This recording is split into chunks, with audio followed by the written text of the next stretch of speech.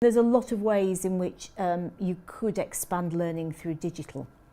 Does that create the same kind of community? Does it break into loneliness in the same way? Oh, God, because you've now entrapped me into sounding like the Luddite that I probably am. City Lit's purpose, we've defined our purpose, is bringing people together to enrich lives through learning. And the bringing people together bit, I think, is really, really important, particularly in today's society. I think and bringing together in the flesh as opposed to online. And yeah, till to this day, I've no idea how you throw a pot virtually and through remotely. So actually, the visual arts, the performing arts, they obviously lend themselves to physical presence. Languages, which we do, I think, 35 living and dead languages at the college. We've got the biggest array of languages in the country. But a lot of our students say, I tried to do it through yes, cassette, or I'm showing my age, aren't I? Cassette, exactly. Yes. 8-track. Is they try and do it in the digital form, but then they realise that they want to practice. It's the rigour of making sure they come every week, that they do their homework, etc. Some people are terribly well disciplined. Most of us kind of need that structure. I think there is a very important part of the digital world has to play in terms of education, but I think it's the phrase blended learning grates on me somewhat, but the idea that actually we get together and then I can go and the stuff that I don't necessarily need, I can go and read, I can go and see online, I can watch a video to enhance what I'm doing, but it's part of what I'm doing. It should never replace it, in my view, for all of the other positives around community and being part of that grouping.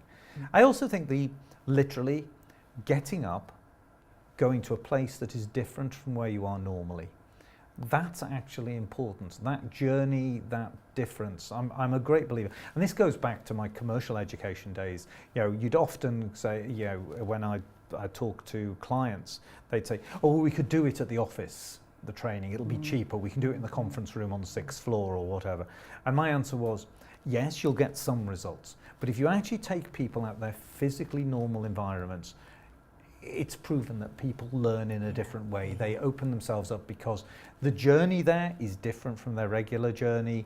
They're walking in, their navigation, suddenly their mind has to start opening. I absolutely agree, because I think that's an argument for adult residential education, which we did at Northern College. And my argument always was that there's lots of people who have residential education. So if you think of management, executive management courses, they're often residential. In some ways, university is a residential learning experience. Boarding school, residential learning, and largely they're the preserve of the wealthy. But why do people pay for that? Well, it's because it's a very effective, accelerated way to learn.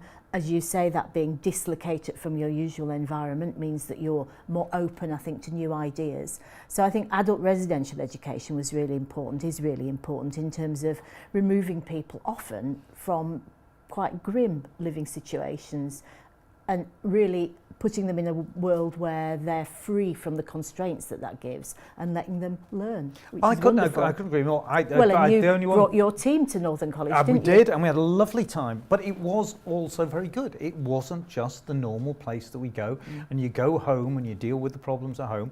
We went to a different environment. Your college was just the best host you can imagine, and that we went and had a drink afterwards. We ate together, so there was a community for my senior team, and then we got up the next morning.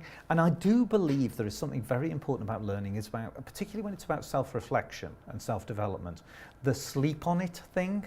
It's very easy when you're getting challenged. So we train a lot of psychologists and counselling students. I'll tell you something, and you go, "Wow, that's not really me, is it?" And it's very easy if you then walk away. But if you have the night to think about it, you come back in the morning, you kind of start to go, "Oh yeah, well actually it could be me, couldn't it?" So I think we have many blessings at City Lit in terms of location and the depth and breadth of the society we're able to draw on. But I do miss the fact that we don't have a residential option. I would love if some kind soul would give us a hotel for free and staff it for free, then I would love to have residential education, because I know actually what you've just said, I've never thought about it away, but you're right. why should it be a preserve of the rich and the elite? It should be democratized because there's something life-affirming of going away. And then re-entering, Yes. is really important as Yes. well, because you start to look at it with new eyes. And of course you take the learning back with you into your own Yes. community. And that's the bits that we talk about the mental health work that we do, is the ripple effect. I mean, at the Mental Health Festival, the morning of the first day is we bring in a lot of HR directors. That, for me, is the way to get to the most people. If we can change the views about how HR directors spread good practice within their organisations, both in the charitable sector, corporate sector, whatever it might be, then the ripple effect is huge. And the ripple effect of adult education is enormous. It's whether it is the stressed out lawyer who comes and does kind of pottery in the Chocolate evening tasting. and just goes back happier at home.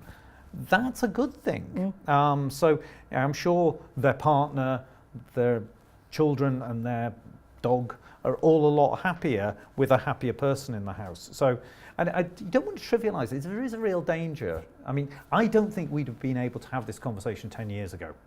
Well, we might have done, but we wouldn't have definitely done it on camera. Because I think there was that thing is, it was almost that, well, we have to prove ourselves that everything is terribly worthy and has a metric and a result. Well, and produces a flexible workforce. Produces Yes. a flexible workforce. And for me, actually, society is now moving on very, very fast. And we've got to be really bold and say, there are all of these things, some of which we can measure, a lot of which we can measure, and we can prove that it's very good. But there's some stuff, I know in my gut, we haven't got there to be able to measure some of the well-being pieces.